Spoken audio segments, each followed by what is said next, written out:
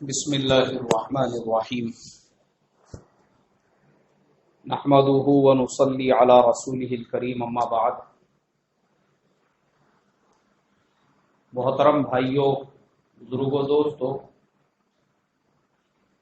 آج ہم نے اللہ کے فضل و کرم سے 27ویں تراویح مکمل کی، لیکن تفسیر انشاءاللہ ہم لوگ 26ویں پارے کی سنیں گے۔ دیکھو 26ویں پارے میں سب سے بڑی جو سورت ہے جس میں اللہ تبارک و تعالی نے اللہ کے نبی صلی اللہ علیہ وسلم کے زندگی کے ایک اہم اور بہت بڑے واقعے کو بیان فرمایا ہے، وہ ہے سورہ فتح۔ فتح جو ہے عربی زبان میں کامیابی کو کہتے ہیں، اس کا لفظی ترجمہ وہ ہوتا ہے کھلنے کے۔ فتح یفتح کے معنی آتا ہے کھولنا، لیکن جو اس کے ایک تو لغوی معنی ہوتے ہیں اور دوسرے اس کے مرادی معنی ہوتے ہیں۔ یہاں پر جو اس کا مرادی ترجمہ ہم کریں گے وہ کامیابی سے، جس میں اللہ تبارک و تعالی نے کامیابی مسلمانوں کے لیے بیان فرمائی۔ اب سورہ فتح کیوں نازل ہوئی، اس کا شان نزول ہم تمام کو پتہ ہونا چاہیے۔ اللہ کے پیارے نبی صلی اللہ علیہ وسلم مکے سے ہجرت کر کے جب مدینے میں رہنے لگے آرام سے، اطمینان سے، تو حضور کو 6 سال ہو چکے تھے، اور ان 6 سال کے عرصے میں بدر، احد، خندق ایسی بڑی بڑی لڑائیاں مشرکین مکہ سے ہو چکی تھی۔ اللہ کے نبی صلی اللہ علیہ وسلم نے شوال سن 6 ہجری کو ایک خواب دیکھا کہ نبی اکرم صلی اللہ علیہ وسلم بیت اللہ کا طواف فرما رہے ہیں۔ تو اللہ کے نبی صلی اللہ علیہ وسلم نے صحابہ سے اس کا تذکرہ کیا۔ اب جو مہاجرین صحابہ تھے ان کے دل میں بھی ایک شوق پیدا ہوا، ایک جذبہ پیدا ہوا کہ ارے ایک زمانہ ہو چکا ہے، مکے سے ہجرت کر کے ہم لوگ مدینہ آئے، اور مدینہ آنے کی وجہ سے بہت دن ہو گئے بیت اللہ کو دیکھے نہیں، عمرہ ادا نہیں کیے۔ انہوں نے بھی اللہ کے نبی سے کہا، اے اللہ کے نبی، یہ تو آپ کے لیے بشارت ہے کہ آپ مدینے سے مکہ آ کر عمرہ ادا کریں۔ اب اللہ کے نبی صلی اللہ علیہ وسلم نے جب یہ دیکھا کہ صحابہ کے اندر بھی ذوق اور شوق پیدا ہو چکا ہے، اور صحابہ بھی یہ چاہتے ہیں کہ مکہ جا کر بیت اللہ کا طواف کر سکے، تو حضور صلی اللہ علیہ وسلم نے اعلان فرمایا کہ ٹھیک ہے، جو میرے ساتھ چلنا چاہتے ہیں وہ چلے، ہم لوگ عمرہ کر کے آئیں گے۔ اب اللہ کے نبی نے جیسے ہی یہ اعلان فرمایا تو تقریباً 1400 صحابہ تیار ہو گئے۔ اللہ کے نبی نے 70 اونٹ قربانی کے لیے اور 70 اونٹوں کے علاوہ لڑائی کا کوئی بھی سامان اپنے ساتھ میں نہیں لیا، حفاظت کے لیے ایک ایک تلوار، اس کے علاوہ کچھ بھی نہیں، اس لیے کہ نہ اللہ کے نبی کا ارادہ اور نہ ہی صحابہ کا ارادہ لڑنے کا تھا، اس لیے کہ تمام لوگ مدینے سے جو روانہ ہوئے وہ صرف اور صرف عمرہ کرنے کے لیے۔ اب اللہ کے نبی اور صحابہ راستے سے جا رہے ہیں، چلتے چلتے مشرکین مکہ کے کسی آدمی نے دیکھ لیا، تو اس نے مکے میں جا کے پہلے ہی اطلاع دے دی کہ حضرت محمد صلی اللہ علیہ وسلم بہت بڑی جماعت کے ساتھ مکے پہ حملہ کرنے کے لیے آ رہے ہیں۔ مکے والے بھی تیار ہو گئے، ان کو لگا کہ شاید اللہ کے نبی مکے پہ حملہ کرنے کے لیے آ رہے ہیں، لیکن حضور کائے کے لیے جا رہے تھے؟ عمرہ کرنے کے لیے۔ اب اللہ کے نبی صلی اللہ علیہ وسلم اور آپ کے جو صحابہ تھے وہ مکے سے باہر، حدیبیہ ایک علاقہ ہے، ابھی بھی ہے وہ، حاجی جب مکے میں جاتے ہیں نا تو بیت اللہ کے اطراف میں ٹیکسی والے حدیبیہ لے کر جاتے ہیں، 5-5 10-10 ریال لے کر، وہاں پہ اونٹ وغیرہ چرتے ہیں، تو وہاں مسجد بھی ہے، لوگ نماز بھی پڑھتے ہیں۔ تو حدیبیہ بالکل قریب ہے مکے سے۔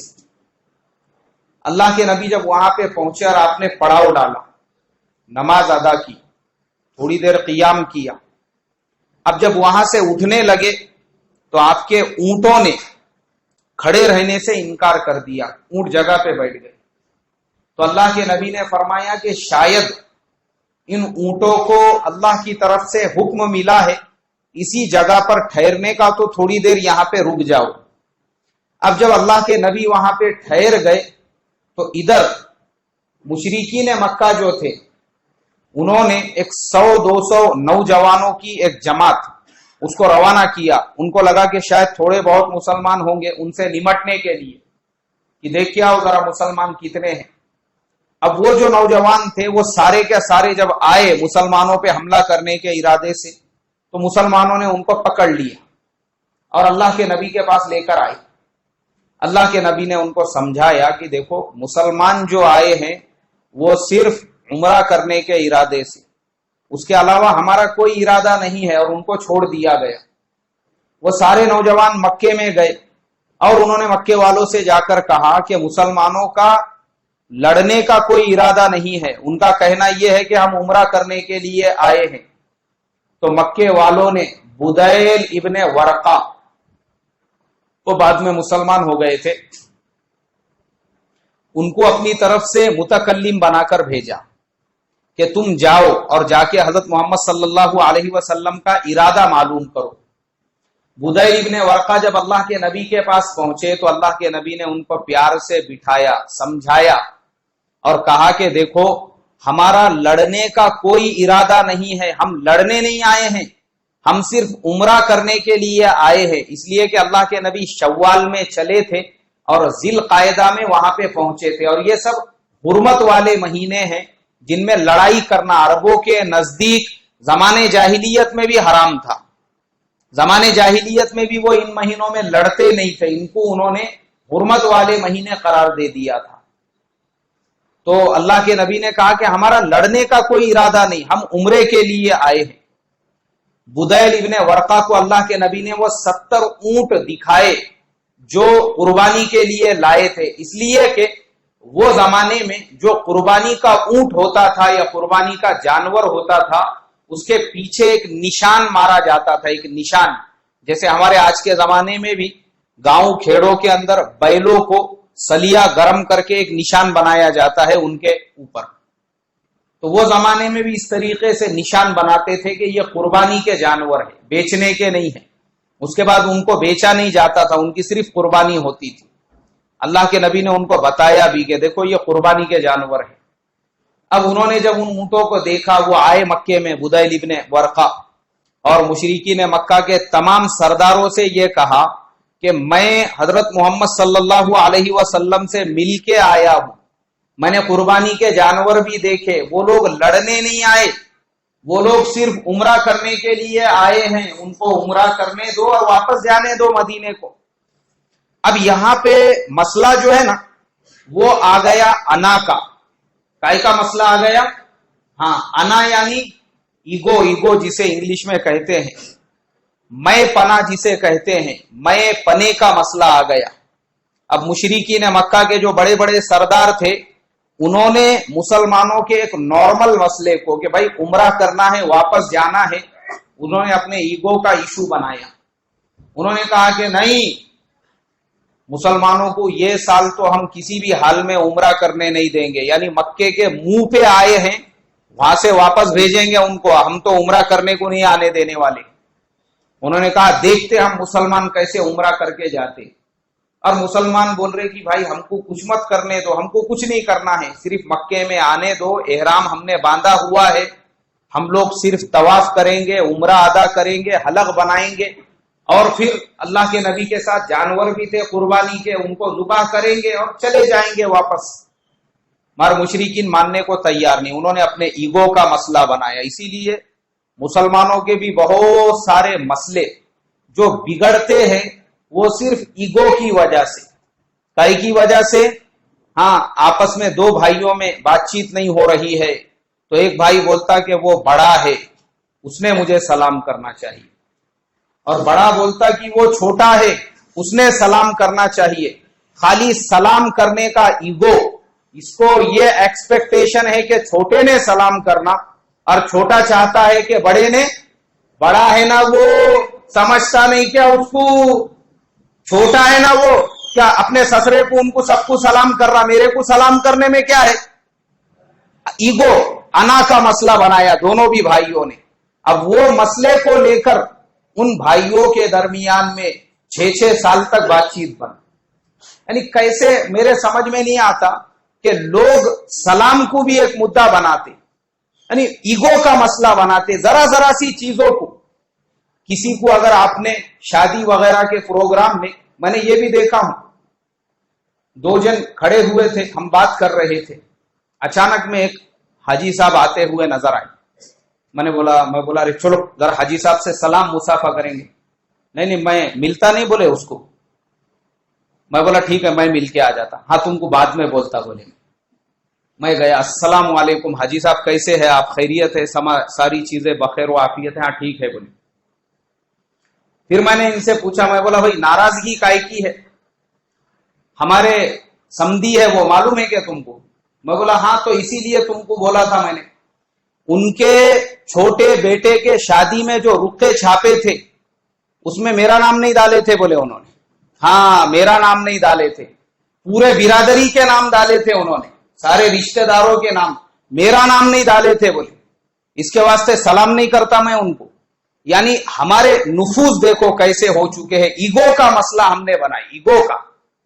किसी शादी के अंदर किसी को टॉवेल उड़ाना है, किसी को रुमाल उड़ाना है, गलती से अगर आपने एकादे का नाम भूल गए, अब जिंदगी भर की दुश्मनी।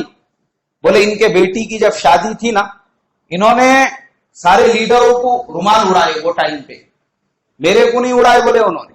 हाँ मेरे को जानबूझ के नहीं उड़ाए, हालांकि मैं सामने बैठे हुआ था, देख के नहीं उड़ाए मुझे उन्होंने।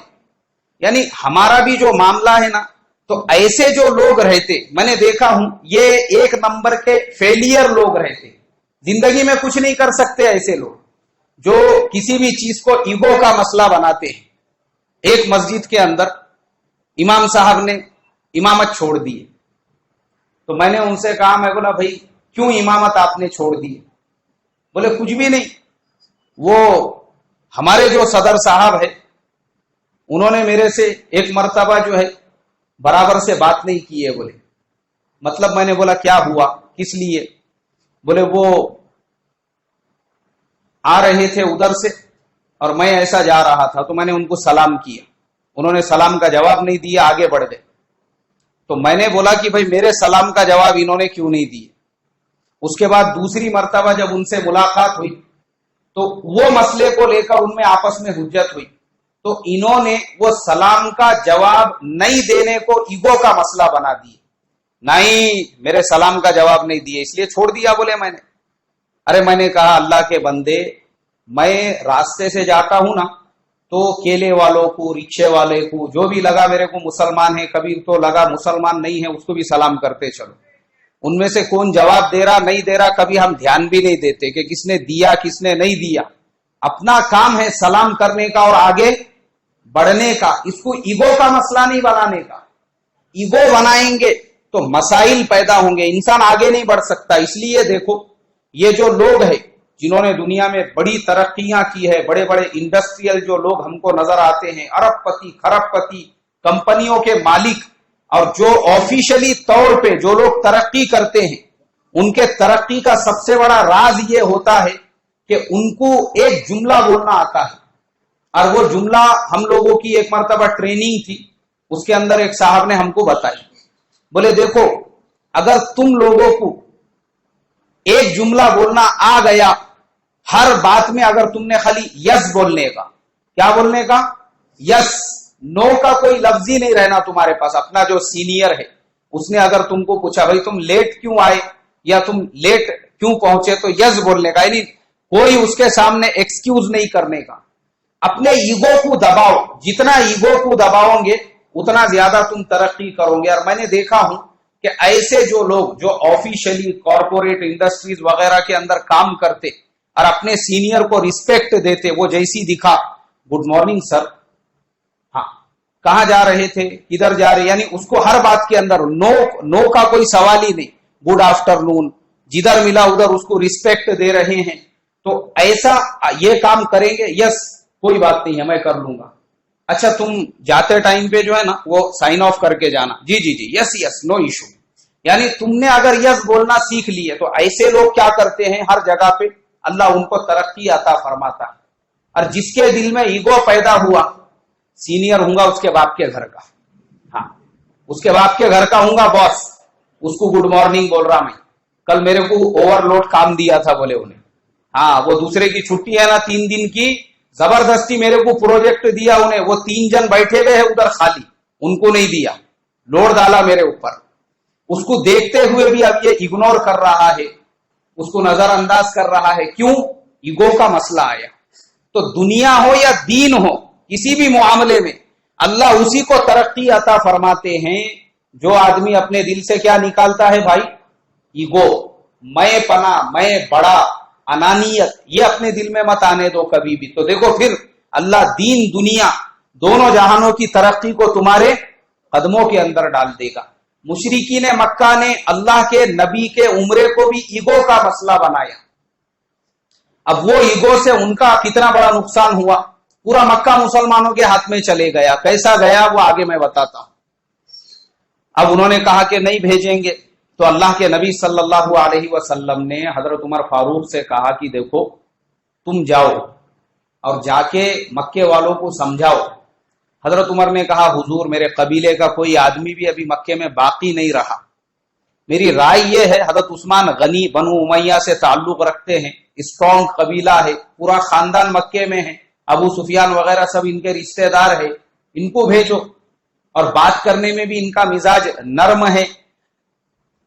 اللہ کے نبی نے کہا ٹھیک ہے. اب حضرت عثمان غنی رضی اللہ تعالیٰ عنہ کو بھیجا گیا. حضرت عثمان غنی وہ کر سکتا، مشرکون کو بہت غصہ آیا. اب انہوں نے حضرت عثمان کو بھی پکڑ کے ایک کمرے کے اندر بند کر دیا. ادھر مسلمانوں میں یہ خبر مشہور ہوئی کہ مشرکین مکہ نے حضرت عثمان غنی رضی اللہ تعالیٰ عنہ کو شہید کر دیا. جیسے ہی مسلمانوں میں یہ خبر مشہور ہوئی، اللہ کے نبی صلی اللہ علیہ وسلم ایک ببول کے جھاڑ کو ٹیکا لگا کر بیٹھے تھے. اللہ کے نبی نے تمام صحابہ سے بیعت لی اور اسے بیعت رضوان کہا جاتا ہے. لقد رضی اللہ عن المؤمنین اذ یبایعونک تحت الشجرۃ فعلم ما لم تعلم فجعل من دون ذلک فتحا قریبا. اللہ نے اس کا نقشہ کھینچا ہے قرآن کے اندر. اللہ کے نبی جو ہے لقد رضی اللہ عن المؤمنین اذ یبایعونک تحت الشجرۃ، وہ ببول کے جھاڑ کا بھی قرآن کے اندر ذکر آیا، جس ببول کے جھاڑ سے ٹیک لگا کے بیٹھے تھے. صحابہ سے بیعت لی. کائے کی بیعت لی؟ کہ اب تو آخری سانس تک مشرکین کا مقابلہ کرنا ہے اور حضرت عثمان غنی کا کیا لینا ہے؟ بدلہ لینا ہے. اس لیے کہ ناحق انہوں نے ان کو قتل کیا، نعوذ باللہ، ناحق ان کو شہید کیا. اللہ کے نبی نے اب تو بیعت لے لی پورے مسلمانوں سے. مشرکین کو جب پتا چلا مکے میں کہ اللہ کے نبی اور صحابہ نے بیعت لے لی ہے اور اب تو وہ مکے پہ حملہ کرنے والے ہیں، ابھی تک تو صرف عمرے کے لیے آئے تھے، تو مشرکین مکہ نے حضرت عثمان غنی رضی اللہ تعالیٰ عنہ کو چھوڑ دیا. جیسے ہی وہ مسلمانوں کے درمیان میں پہنچے تو پھر مسلمان خوش ہو گئے اور پتا چلا کہ نہیں، یہ غلط افواہ اور غلط خبر تھی.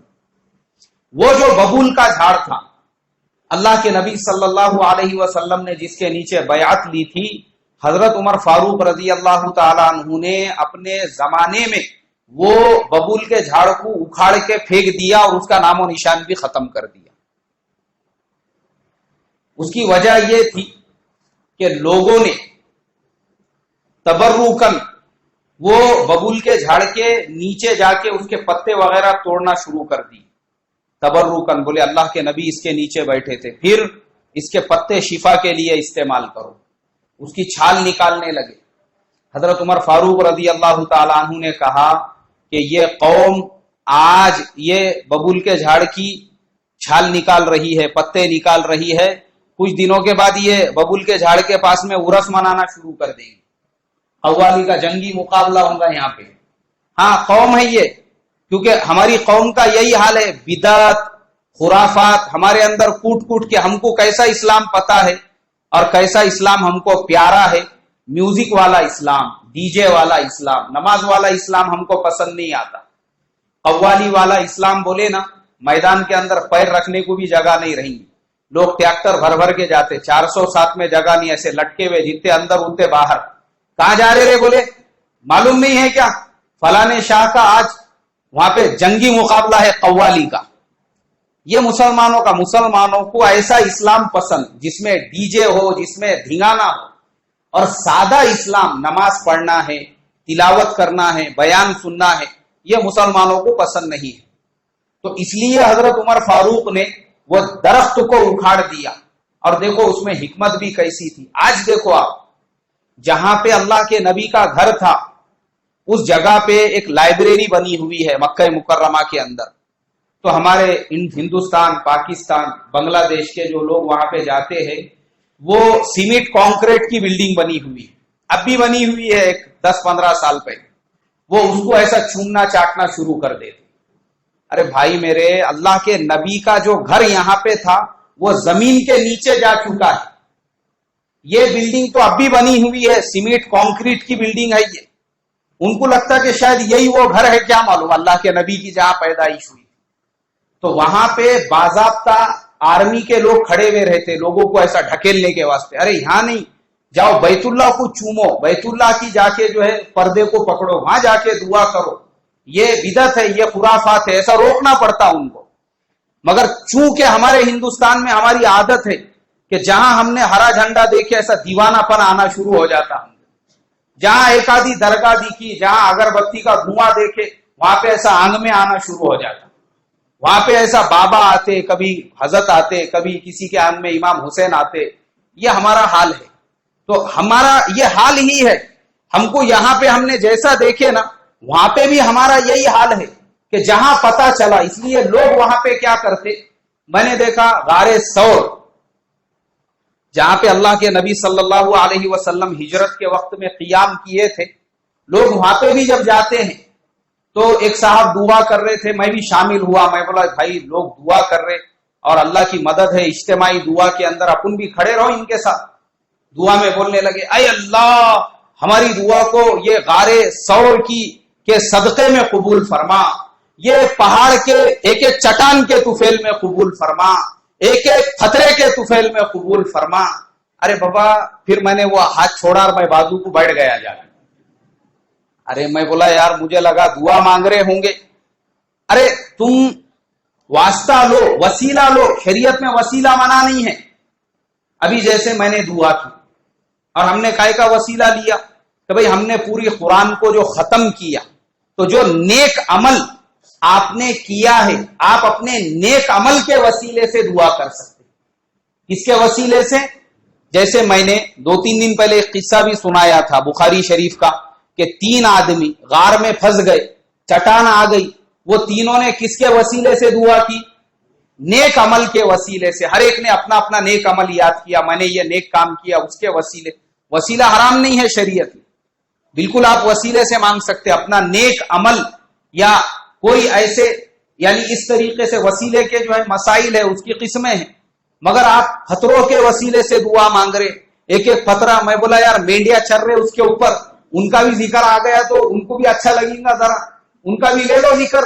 اے اللہ, یہاں جو مینڈیا چل رہے ہیں ان کے طفیل میں, وہ چرانے والا پیپسی پیتے کھڑے ہوا ہے, میں بولا اس کے بھی طفیل میں. کیا مسلمانوں کا حال ہے. تو ایسا نہیں, ہم کو عادت ہے ایسی. تو اس کے لیے بہت ساری جگہیں وہاں مکہ مکرمہ کے اندر جتنے قبرستان تھے, جیسے احد کا جو قبرستان ہے, انہوں نے اس کو پورا پیک کر دیا.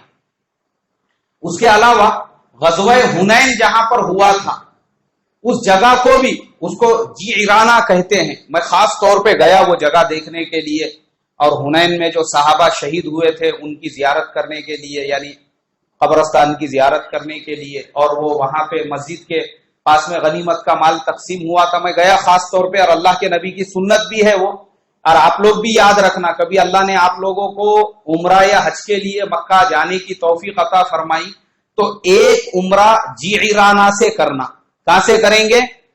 جیرانہ. یاد رکھو, یہ جیرانہ سے بھی ایک عمرہ کرنا سنت ہے.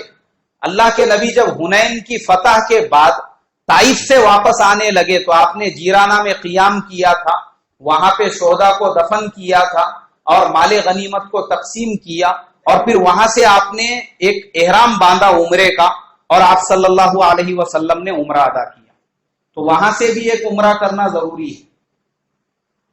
ہم لوگ بھی گئے تھے وہاں پہ, تو میں نے دیکھا وہاں پہ بھی قبرستان جو ہے نا وہ پورا پیک بند ہے, اس کو گیٹ ہی نہیں ہے, چاروں طرف سے صرف دیوار لگی ہوئی ہے.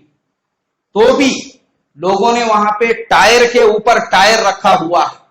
اب اس کے اوپر چڑھ کے ایک حضرت جو ہے وہ جالی میں سے خالی دکھ رہا, تو بھی وہاں پہ دعا مانگنے میں لگے ہوئے. ہم لوگوں کو ایسی مانگنے کی عادت ہے, جہاں مانگنا جس سے مانگنا وہ پتہ نہیں ہے, تو اس کے لیے وہاں پر انہوں نے یہ چیزیں کی. تو حضرت عمر جانتے تھے, فاروق رضی اللہ تعالیٰ عنہ, کہ یہ ببول کا درخت آج اگر اکھاڑا نہیں گیا, آنے والے دنوں میں لوگ اس کی کیا شروع کر دیں گے؟ ہاں, پرستی شروع کر دیں گے, یہاں پوجا پاٹ شروع کریں گے, یہاں سندل نکالیں گے, یہاں عرس منائیں گے. اس لیے اس کو جڑ سے ختم کر کے جگہ لیول میں کر دو.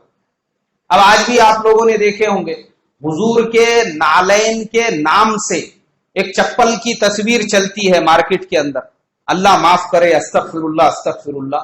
جیسے غیر ایمان والوں نے اپنے دیوی دیوتاؤں کی اپنے دل سے تصویریں بنائی ہوئی ہے کہ بھئی پیسے کا ہمارا خدا ایسا ہوگا, علم کا خدا ایسا ہوگا. مسلمانوں نے بھی گھڑ کے حضور کے چپل کا ایک ڈیزائن بنا لی ہے. حالانکہ دور دور تک بھی اللہ کے نبی کا ہم تصور بھی نہیں کر سکتے. حدیث کی کتابوں میں صرف یہ ملتا ہے کہ اللہ کے نبی صلی اللہ علیہ وسلم نے جوتیاں پہنی ہیں. کیا پہنی ہے بھائی؟ جسے نعلین کہا جاتا ہے. کیا کہا جاتا ہے؟ نعلین پہنے ہیں. اب وہ اتنے ڈیزائن والی چپل 1450 سال پہلے کہاں سے آئی ہوں گی؟ عقل کے خلاف کی بات ہے.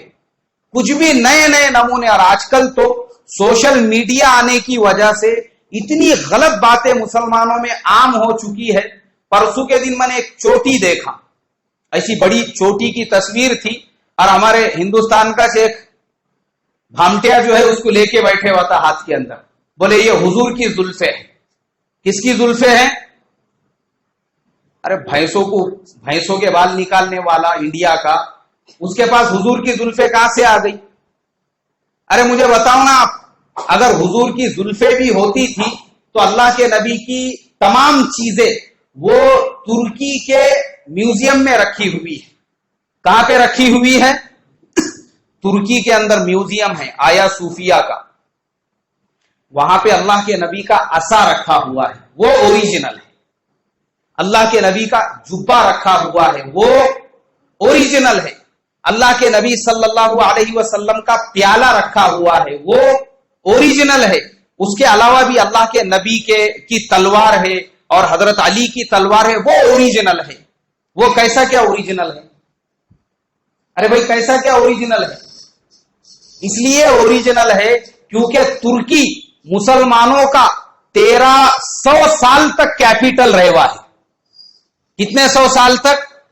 1937 تک, جب وہاں پہ انقلاب آیا کمیونزم کا, وہاں پہ جو سوشلزم کا اور کمیونزم کا انقلاب آیا, اس سے پہلے تک وہاں پہ خلافت عثمانی کا سلسلہ چل رہا تھا, جو علامہ اقبال نے کہا کہ چاک کر دی ترک نادا نے خلافت کی قبا, سادگی اپنوں کی دیکھ اوروں کی عیاری بھی دیکھ بول کے. ابھی تک وہاں پہ وہ خلافت جو اللہ کے نبی سے چلتے آ رہی تھی ابھی تک باقی تھی, 1937-36 تک ترکی کے اندر. تو ترکی چونکہ مسلمانوں کا مرکز تھا, سینٹر تھا, وہاں پہ بہت ساری چیزیں ہیں, اور بھی ہے, صحابہ کی ہے اور حضرت اویس قرنی کی ہے, دوسرے صحابہ کی, وہ اوریجنل ہے. اس لیے اوریجنل ہے کیونکہ ان کے پاس ہر چیز کا کیا ہے؟ پروف ہے. اللہ کے نبی کے بہت سے خطوط بھی ہے. مگر یہ ہمارے ہندوستان کے اندر, میرے سمجھ کے باہر کی بات, ہندوستان میں یہ چیزیں کہاں سے آئی, اور وہ بھی ہاتھ میں لے کے بیٹھے ہوئے حضرت.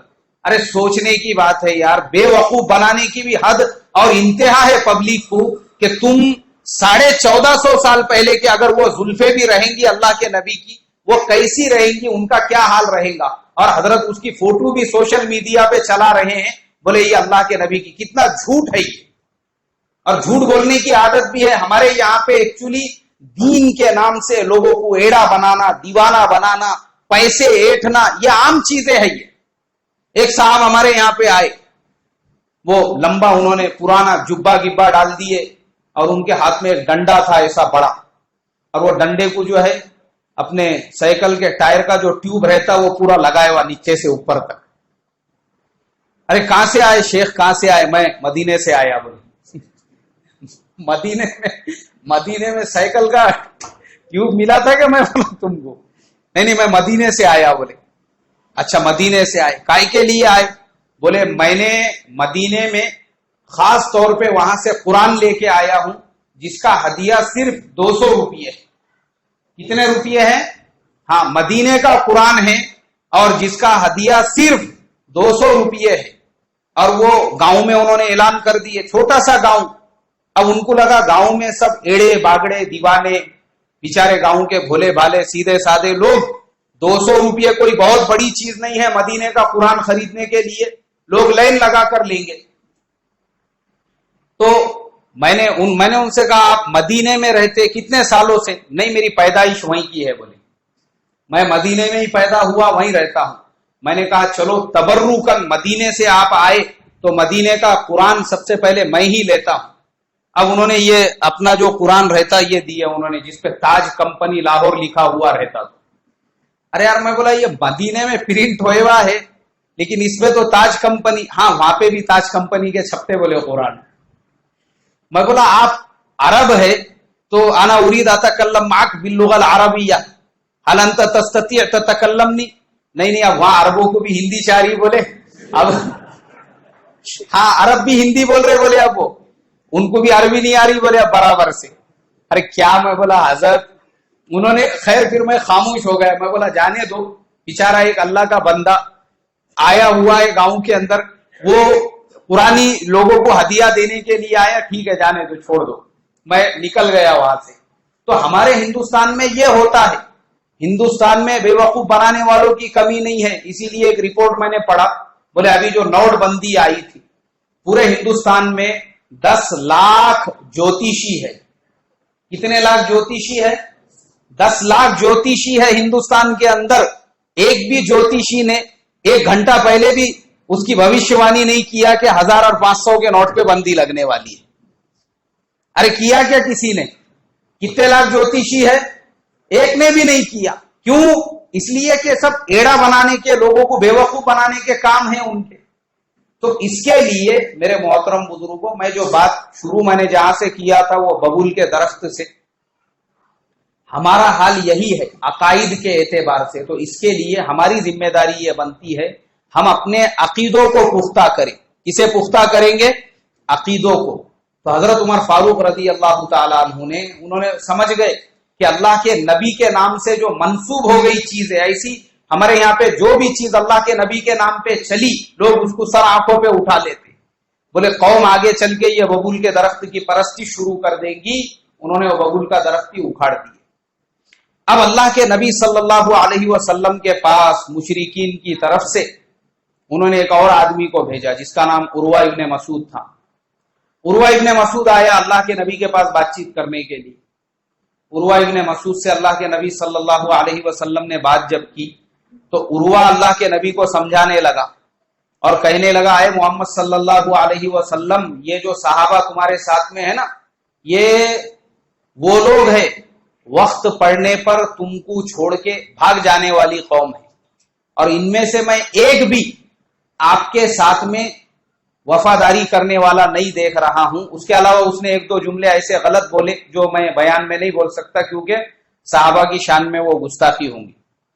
اب حضرت ابو بکر بازو میں بیٹھے ہوئے تھے, انہوں نے بھی پھر اس کو جواب میں ایسا سخت جملہ کہا, وہ بھی بولنا مناسب نہیں ہے. جب حضرت ابو بکر نے اس کو جواب دے دیا عروہ کو, اس نے کہا یہ کون ہے؟ بولے یہ ابو قحافہ کے بیٹے ابو بکر ہے.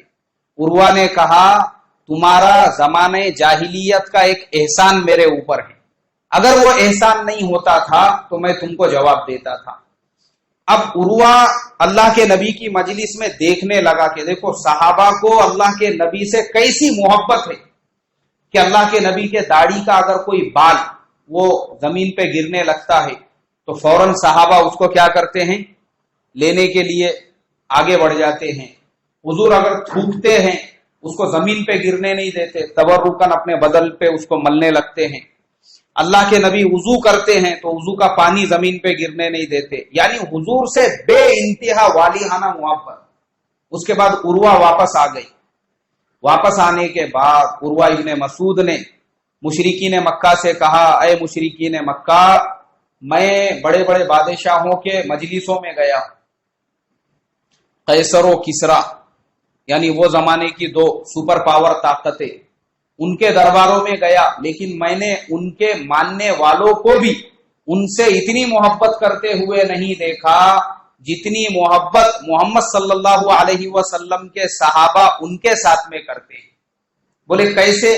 بولے جب محمد صلی اللہ علیہ وسلم کوئی بات کہتے ہیں تو سارے لوگ پورے ایک سوئی کے ساتھ میں اس کو دھیان سے سنتے ہیں۔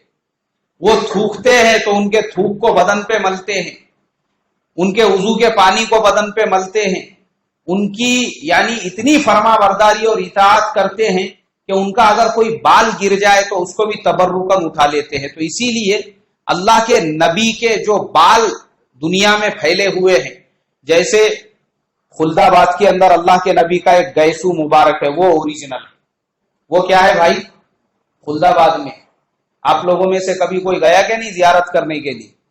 خلد آباد کے اندر صرف سال میں ایک مرتبہ 12 ربیع الاول کو وہ لوگ اللہ کے نبی کے گیسو مبارک کی زیارت کراتے ہیں۔ وہ اوریجنل ہے اس لیے کہ وہ ایک ہی گیسو ہے اور اس کا ان کے پاس میں ثبوت ہے۔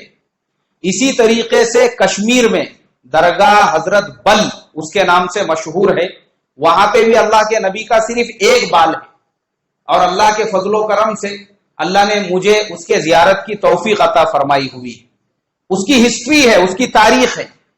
اس کی تاریخ کیسے ہے؟ اس کی تاریخ ایسے ہے کہ وہ بڑے بڑے جو اللہ والے تھے ان کے پاس ان کے استاد، ان کے پاس ان کے استاد، ان کے پاس ان کے استاد، ایسے صحابہ کے زمانے سے ان کے پاس وہ کیا ہوا تھا؟ پہنچا تھا۔ تو ان کے پاس میں اس کا ثبوت ہے۔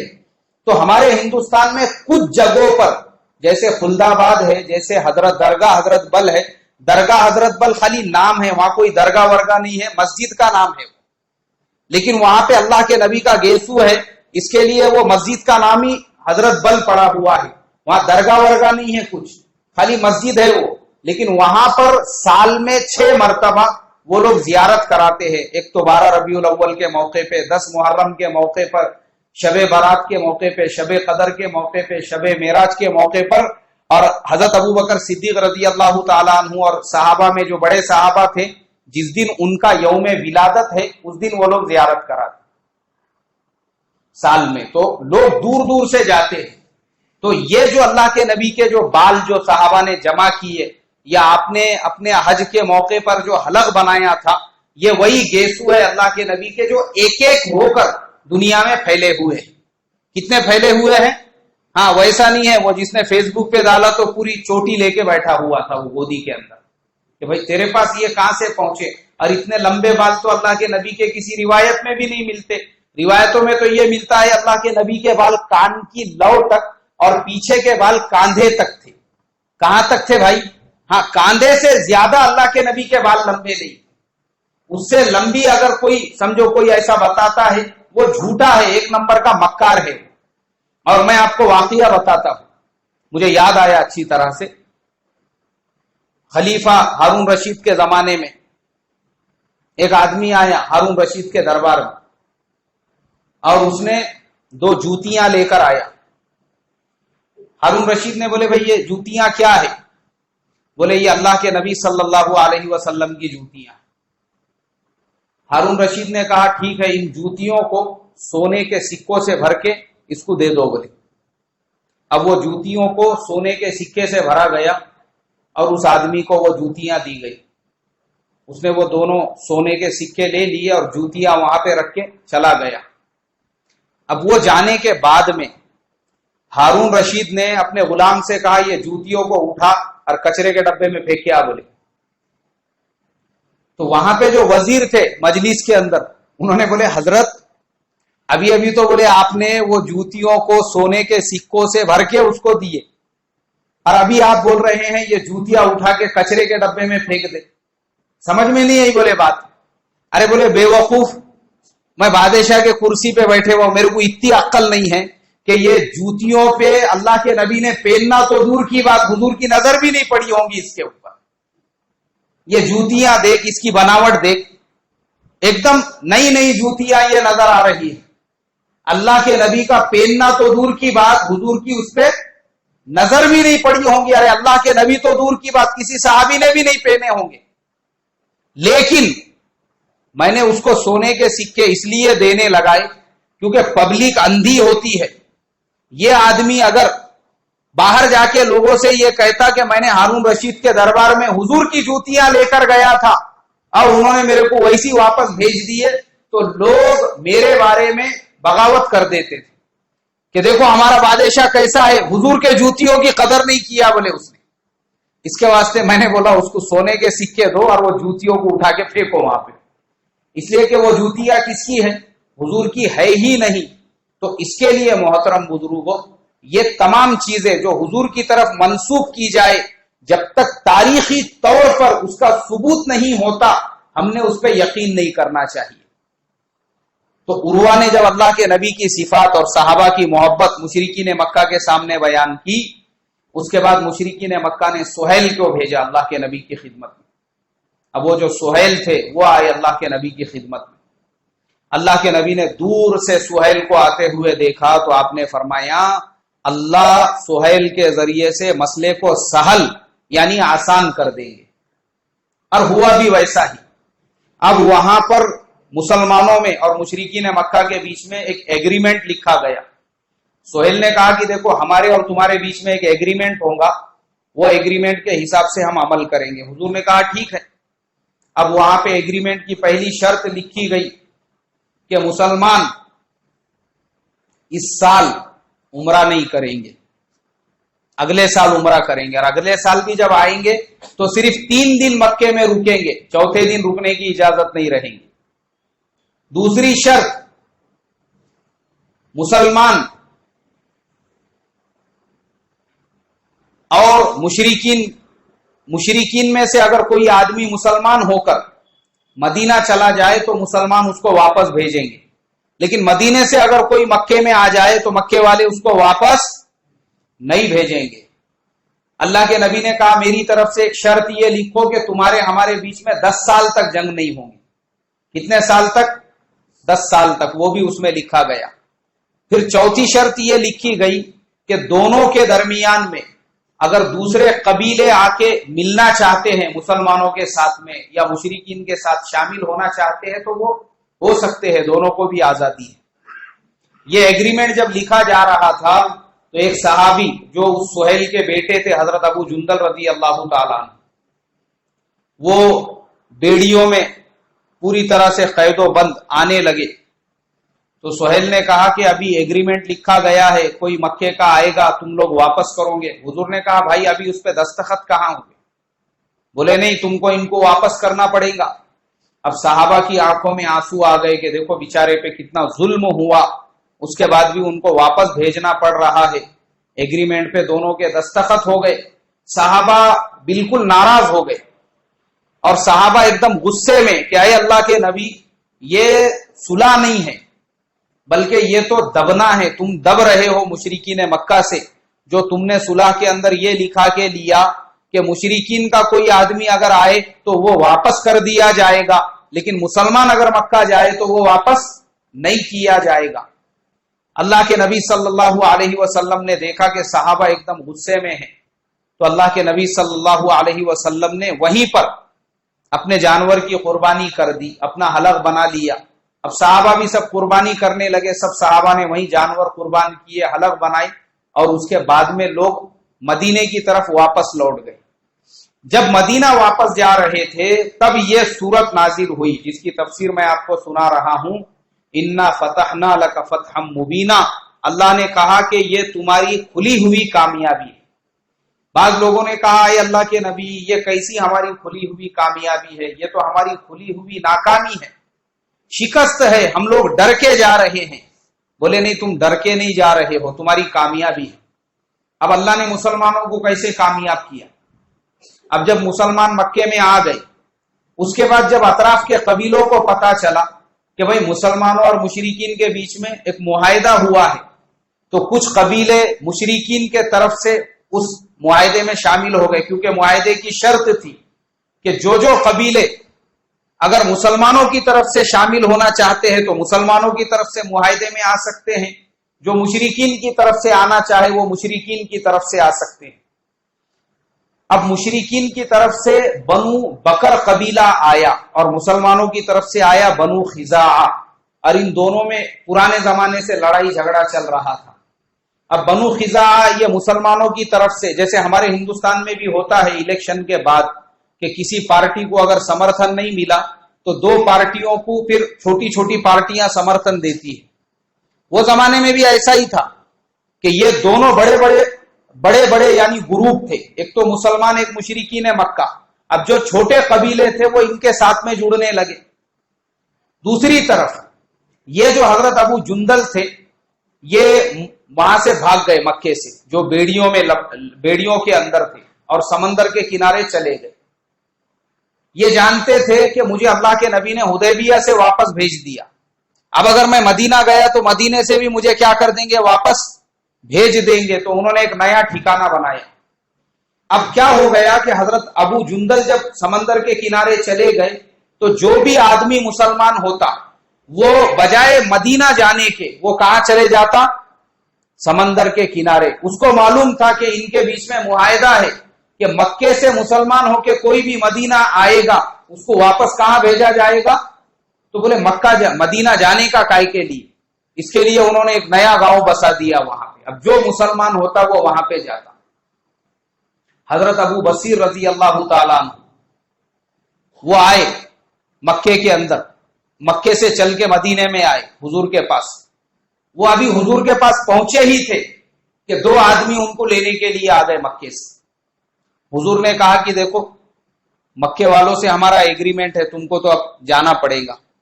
انہوں نے کہا حضور مکے والے ہم پہ ایسا ظلم کر رہے ہیں، میں کیسے جاؤں مکہ؟ لیکن ان کو اللہ کے نبی نے جب واپس بھیج دیا تو وہ نکلے وہاں سے، اور نکلنے کے بعد راستے میں جب پہنچے تو حضرت ابو بصیر نے وہ دو آدمیوں میں سے ایک سے کہا، بولے تیری تلوار تو بہت اچھی ہے۔ اس نے کہا میں نے اس کو بہت سارے لوگوں پہ آزمایا ہوں۔ حضرت ابو بصیر نے بولے بتا ذرا تیرے اوپر ہی آزما دیتا اس کو میں۔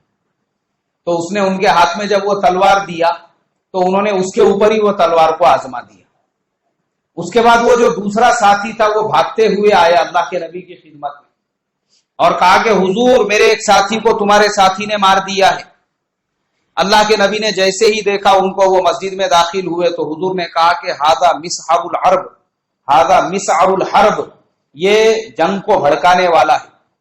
حضرت ابو بصیر نے جب سنا تو وہ سمجھ گئے کہ ابھی بھی اگر مجھے لینے کے لیے مکے سے کوئی آئے گا تو اللہ کے نبی مجھے واپس کہاں بھیج دیں گے، اس لیے وہ بھی وہاں سے نکل گئے، اور یہ جو جماعت تھی سمندر کے کنارے والی اس جماعت کے ساتھ میں شامل ہو گئی۔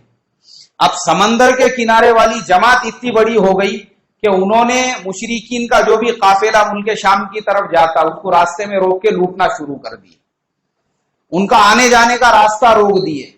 تو مشرکین خود اتنا پریشان ہو گئے کہ انہوں نے اللہ کے نبی کو ایک خط لکھا اور کہا کہ حضور یہ سمندر کے کنارے والی جماعت کو بھی آپ مدینہ بلا لو اور معاہدے میں شامل کر لو، اس لیے کہ انہوں نے ہمارا آنے جانے کا راستہ بند کر دیا۔ اللہ کے نبی نے ان کو خط لکھا تو حضرت ابو جندل وہ آخری سانسیں لے رہے تھے، سب نے حضرت ابو بصیر کو اپنا امیر بنایا، اور پھر وہ جماعت بھی اللہ کے نبی کے ساتھ شامل ہو گئی مدینے میں آ کر۔ اب قرآن میں جو اللہ نے کہا کہ اس میں تمہارے لیے کھلی کامیابی ہے، کامیابی کیسی کامیابی ملی؟ دیکھو مشرکین نے جو شرطیں لگائی وہ شرطیں کیسی تھی کہ تمہارا آدمی اگر آئے تو ہم واپس نہیں بھیجیں گے، ہمارے آدمی کو واپس بھیجنا۔ لیکن مسلمانوں نے جو شرط لگائی وہ یہ تھی اللہ کے نبی کی کہ 10 سال تک تمہارے اور ہمارے بیچ میں جنگ نہیں ہوں گی۔ اب جو 10 سال کی شرط تھی حضور نے اس کا فائدہ اٹھایا، اس لیے کہ حضور نے آپس میں پیس قائم کیا۔ جب وہاں پہ پیس بن گیا، امن ہو گیا، اس کے بعد اللہ کے نبی نے وہ امن کا فائدہ اٹھا کر دنیا کے سارے ملکوں کے بادشاہوں کو اپنی طرف سے خط لکھے، مصر کے بادشاہ کو، شام کے بادشاہ کو، روم کے بادشاہ کو، حبشہ کے بادشاہ کو، یمن کے بادشاہ کو، اور تقریباً بادشاہوں نے اللہ کے نبی کی دعوت کو قبول کیا اور وہ مسلمان ہو گئے. یعنی حضور نے یہ جو 10 سال کا معاہدہ تھا کہ 10 سال جنگ نہیں ہوں گی، اس کا فائدہ تبلیغ کے کام کے لیے کیا اور دنیا بھر میں اپنے صحابہ کو خطوط دے کر اپنے سفیروں کے ذریعے سے دنیا بھر میں اللہ کے نبی نے دعوت کا پیغام پہنچایا.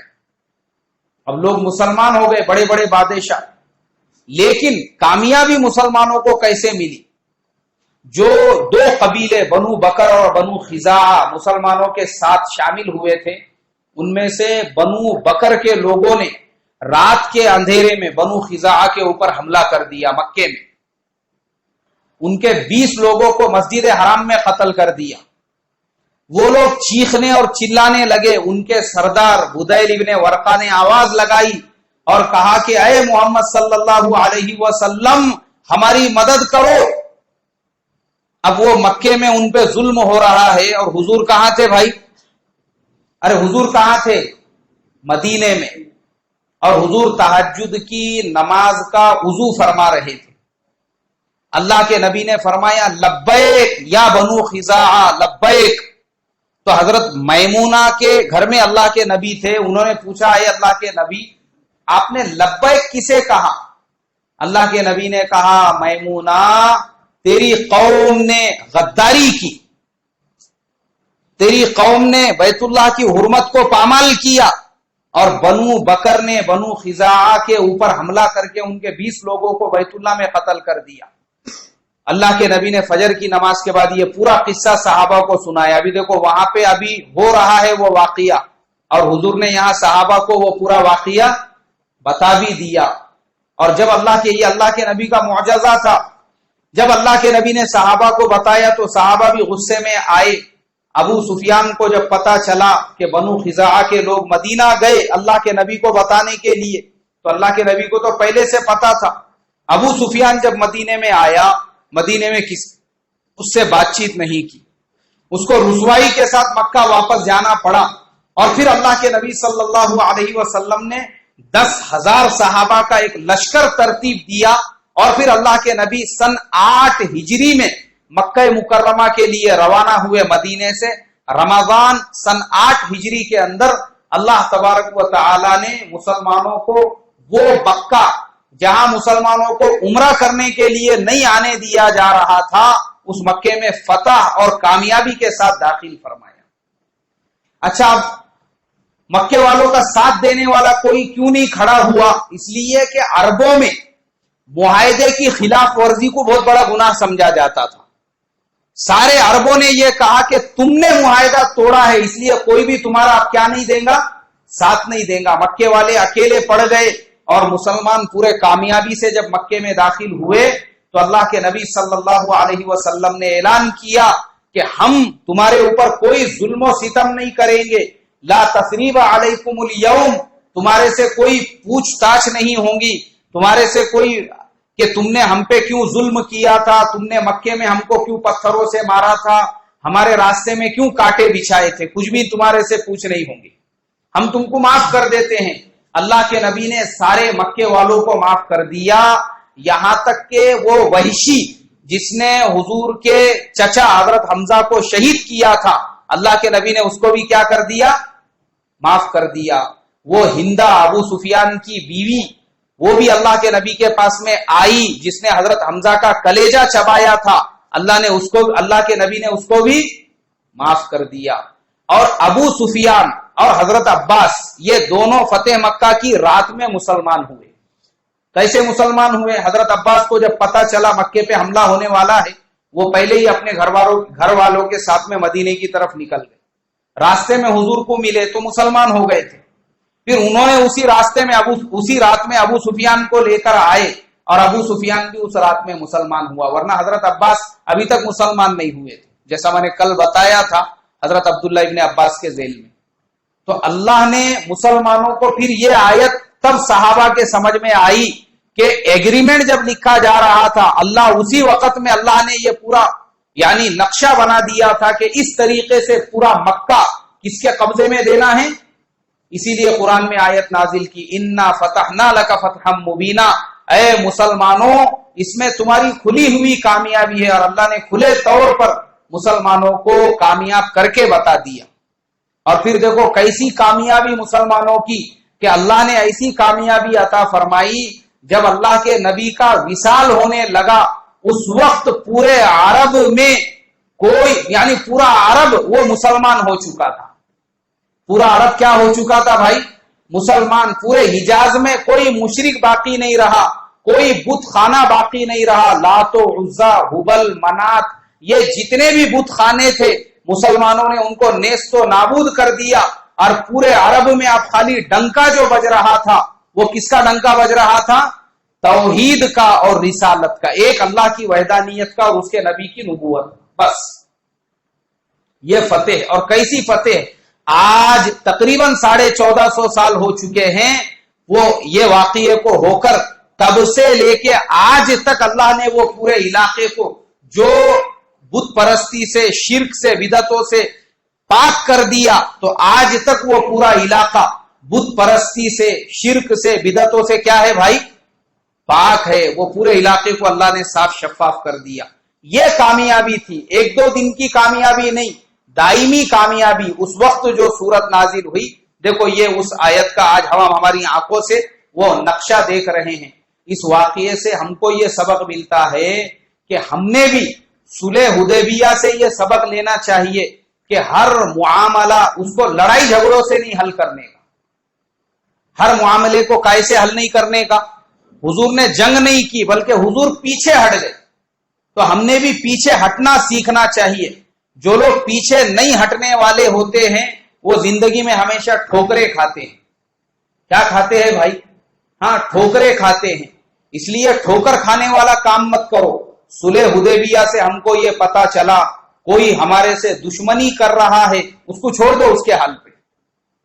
کوئی ہمارے خلاف سازشیں کر رہا ہے، اس کو چھوڑ دو اس کے حال پہ۔ کوئی ہمارے پیٹھ پیچھے ہماری غیبتیں کر رہا ہے، برائیاں کر رہا ہے، لوگوں کے سامنے ہماری برائیاں بیان کر رہا ہے، اس کو چھوڑ دو اس کے حال پہ۔ آپ اس سے بدلہ مت لو، جیسے اللہ کے نبی نے مشرکین مکہ کو چھوڑ دیا اور ان کے ظلم کو بھی برداشت کیا، پھر اللہ نے خود ان کا انتظام کیا۔ اللہ آپ کے ساتھ بھی ایسا ہی کریں گے۔ میں آپ کو ایک پریکٹیکل آج کے زمانے کا واقعہ بتاتا ہوں۔ ایک جگہ پر ایک مسلمان بیچارے دیندار آدمی، کسی کے لینے میں نہیں دینے میں نہیں، بزرگ آدمی تھے، انہوں نے اپنے بیٹی کا نکاح کیے ایک جگہ پہ۔ اب جو نوجوان کے ساتھ میں نکاح کیے وہ ایک دم آوارہ قسم کا نوجوان، اور وہ بچی جو تھی، اب آپ سوچو جب اس کے والد اتنے دیندار تھے تو بچی کیسی دیندار ہوں گی۔ اب یہ جو ہے سگریٹ پینے والا اور گھر میں اس پہ ظلم و ستم کرنے والا اور پریشان کرنا بیچاری بچی کو، اتنا تنگ کر دیا اس نے وہ نیک صالح بچی کو کہ مجبور ہو کر اس لڑکی کے والد نے ان سے کہا بھائی ہمارے بچی کو تم طلاق دے دو، اور وہ بچی کو یعنی مارنا، اس نے سگریٹ کے چٹکے تک دینا اس بچی کو۔ اب وہ بچی ایک مرتبہ ماں باپ کے گھر پہ جب آ گئی تو والد صاحب کو ان کے اڑوس پڑوس کے کچھ لوگوں نے کہا، بولے حضرت دیکھو بچی کے جسم کے اوپر نشان موجود ہے، یہ ایک دم ثبوت ہے، یہ پروف ہے، اسی ٹائم پہ پولیس اسٹیشن میں جا کر ان کے خلاف کیس کرو، آپ کا کیس بہت مضبوط بنے گا، ان کے پورے خاندان، پورے پاندان، پورے برادری کے اوپر کیس کرو۔ انہوں نے کہا کہ نہیں، اگر میری بچی کی کوئی غلطی رہی ہوگی تو اللہ تعالیٰ نے اس کے ساتھ یہ معاملہ کیا، اور اگر میرے بچی کی غلطی نہیں ہے اور انہوں نے میرے بچی پہ ظلم کیے ہوں گے، اللہ تعالیٰ ظالم کو چھوڑتے نہیں، اس لیے میں بجائے بدلہ لینے کے ان کو اللہ کے ان کو یعنی حال پہ چھوڑتا ہوں، ان کے حال پہ چھوڑتا ہوں، اللہ ان کو دیکھ لیں گے۔ لوگوں نے سمجھائے ان کو، بہت بولے، انہوں نے بولے نہیں مجھے کوئی کیس ویس نہیں کرنا ہے، اور انہوں نے اس لڑکے سے اپنے بیٹی کی طلاق لے لی، سب معاف کر دیا انہوں نے، شادی میں جو خرچہ ہو گیا تھا وہ بھی معاف، جہیز جو تمہارے پاس ہے دینا ہے دو، نہیں دینا ہے مت دو۔ وہ اللہ والے آدمی تھے۔ اب لڑکے والوں نے ان کو دکھانے کے لیے اپنے لڑکے کی دوسری شادی کی، ایک دم دھوم دھام سے اور بڑے گھرانے کی لڑکی لے کر آئی۔ اب لانے کے بعد میں لڑکا تو کتا تھا، اب کتے کی دم سیدھی ہونے والی ہے کیا؟ ارے سیدھی ہونے والی ہے کیا بھائی؟ کتے کی جو دم تھا، یہ پہلے والی بیوی کو بھی سگریٹ کے چٹکے دینا، اس کو مارنا، اس کے پورے آنکھیں سجا دیا، اس کے بدن پہ پورے نشان کیا۔ اس کو لگا دوسری والی جو بیوی ہے اس کے اوپر بھی میں ایسا ظلم کروں گا، کیونکہ کتے کی دم 12 سال بھی وہ ہمارے نانا بولتے تھے، بولے پھکنی میں رکھے تھے، تو بعد میں جب نکالے تو سٹک بول کے ویسی ہو گئی بولے۔ ہاں وہ مثال دے کے بتاتے تھے، ایک کتے کی دم تھا، وہ سیدھا ہونے والا تھوڑی، پہلے بیوی پہ جیسا ظلم کیا، اب اس کو لگا میں دوسرے بیوی پہ بھی ویسا ہی ظلم کروں گا۔ اب اس نے کیا کیا، دوسری بیوی کو بھی آرڈر دینا، دوسری بیوی کے اوپر بھی ہاتھ اٹھانا، اور پھر وہ دوسری بیوی پہ بھی ظلم کرنا شروع کیا۔ اب دوسری جو بیوی تھی وہ بڑے گھرانے سے تعلق رکھتی تھی۔ اب ایک دو مرتبہ اس نے سوچا بیوی کے اوپر ہاتھ اٹھانے کو، اور وہ بیوی جو ہے تھوڑی سی پڑھی لکھی بھی تھی، اور اس نے کراٹے کی بھی کچھ کلاسز کی ہوئی تھی، اس کو معلوم نہیں تھا۔ اب وہ پہلے والی عالمہ تھی بیچاری، دیندار گھرانے کی، اب یہ دوسری والی پہ جب ہاتھ اٹھانے گیا، اس نے اس کو اٹھا کے پٹک ڈالی اوپر، یعنی نیچے زمین کے اوپر، اس کے جسم کی ہڈی ٹوٹ گئی، لڑکے کی ہی۔ اور اس کے بعد پھر وہ چلے گئی اپنے ماں باپ پہ، اور خود نے جا کے لڑکے پہ، اس کے خاندان پہ، اس کے پورے رشتہ داروں اور پورے برادری کے اوپر، کہ انہوں نے ہم کو مارے، ایسا کیے ویسا کیے، اور ان کے اوپر جو ہے کیس کر دی اس لڑکی نے۔ وہ جو لڑکا تھا اس کو جب لے جا